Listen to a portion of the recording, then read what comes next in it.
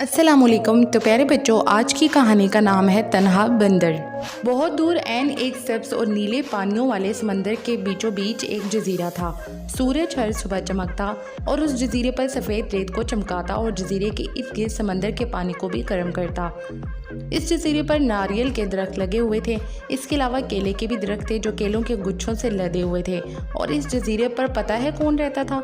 सिर्फ एक छोटा सा भूरे रंग का बंदर जिसकी दुम बहुत लंबी थी और इसमें बल भी पड़े रहते थे।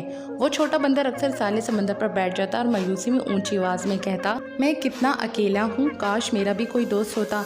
लेकिन वो जानता था कि उसकी आवाज़ सुनने वाला दूर दूर तक कोई नहीं। एक दिन वो यूं ही बैठा हुआ था कि एक बड़ी ही रंग बिरंगी मछली ने पानी से अपना सर बाहर निकाला और उससे कहने लगी, आओ मेरे पीछे तैर कर आओ, मैं तुम्हें एक ऐसे जजीरे में ले चलती हूँ जहाँ तुम्हारी तरह के बहुत से बंदर मौजूद हैं। उनकी दुमें भी तुम्हारी तरह की ही हैं। बंदर अफसरदगी से बोला, लेकिन मुझे तो तैरना नहीं आता। प्यारी मछली, क्या तुम मुझे तैरना सिखा दोगी? मछली बोली, क्यों नहीं, तुम पानी में चलना शुरू करो और जैसा मैं कहती हूँ वैसे ही करो। बंदर ने उसका कहा माना और पानी में उतर गया। जब पानी गहरा हुआ तो मछली कहने लगी, अब पानी ज़मीन से उठाओ और बाजू हिलाओ।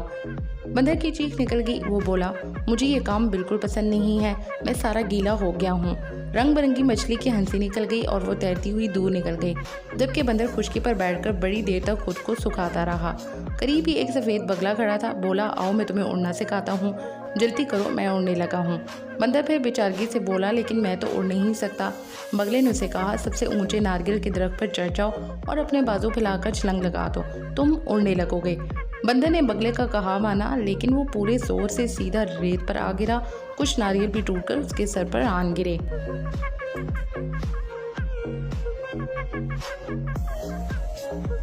तब बंदर ने इधर उधर बगले को देखा, मगर वो तो उड़कर जा चुका था। तभी बंदर के जहन में एक तरकीब आई। वो छलांग लगाकर खुशी से उठा और कहने लगा, मैं नारियल और केले के दरख्त काटूंगा और उनसे कश्ती बनाऊंगा। उस कश्ती में बैठकर दूसरे जजीरे तक जाऊंगा जहां मुझे बहुत से दोस्त मिल जाएंगे। तभी समंदर से एक आवाज़ आई, ये बहुत ही अहमकाना तरकीब है। बंदर ने देखा तो वो एक सब्ज रंग का छोटा सा कछुआ था जो आहिस्ता आहिस्ता खुशकी से समंदर की तरफ जा रहा था। वो कहने लगा, अगर तुम जजीरे के दरख्त काट लोगे तो खाओगे कहाँ से, और दूसरे परिंदे भी भूखे मर जाएंगे। बंदर अपना सर पकड़कर बैठ गया। कछुआ बोला, मैं तुम्हें अपनी पीठ पर सवार करके वहाँ ले जाता हूँ, लेकिन तुम बहुत बड़े और भारी हो।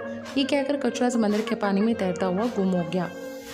बंदर उसके जाने के बाद फिर अकेला रह गया। वो इतना उदास था कि रोने लगा। फिर अचानक समंदर से एक बहुत बड़ा कछुआ निकला। उसका रंग भी सच था। वो आहिस्ता आहिस्ता छोटे बंदर के पास आया और उससे कहने लगा, आंसू पोंछ लो और मेरी पीठ पर बैठकर मजबूती से मुझे पकड़ लो। अब तुम कभी अकेले नहीं रहोगे, मैं तुम्हें दूसरे जजीरे तक ले चलता हूँ। कछुए का होल इतना बड़ा और सख्त था कि बंदर को अंदाज़ा हो गया था कि वो महफूज रहेगा।